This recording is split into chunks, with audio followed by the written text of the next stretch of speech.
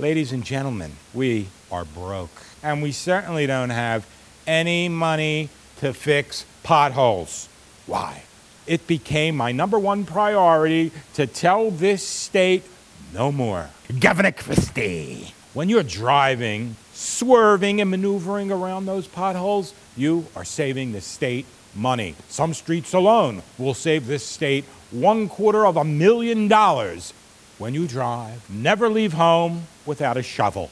If you see a pothole, go to the side of the road, get a shovel full of dirt, place it in the pothole, smooth it out, voila, a New Jersey hero.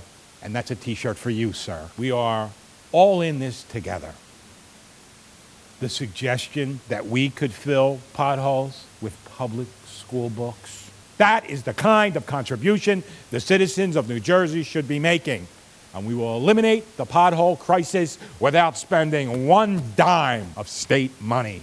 Well, now that the potholes will remain, I will be offering a tutorial how to avoid potholes.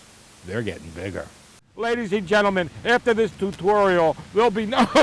I'll tell you what, people, these potholes are terrible. And you want to know what's making me laugh? We're not going to fix one of them. I see a pothole coming up here. This is the Jersey left shimmy. What we just did there, we had a pothole to the left, a pothole to the right. That is just one move. And that, my friends, will save the state $1.75 million. I'm Governor Christie. We're talking about saving the states millions of dollars. Just go around the pothole. Just go around the pothole. What's so difficult about that? Oh. But I'll tell you what, any idiot could do this, people. Any idiot. If we practice a little bit, just drive around the potholes. New Jersey, we cannot afford not to. And now you have everything you need to avoid the potholes. There you go.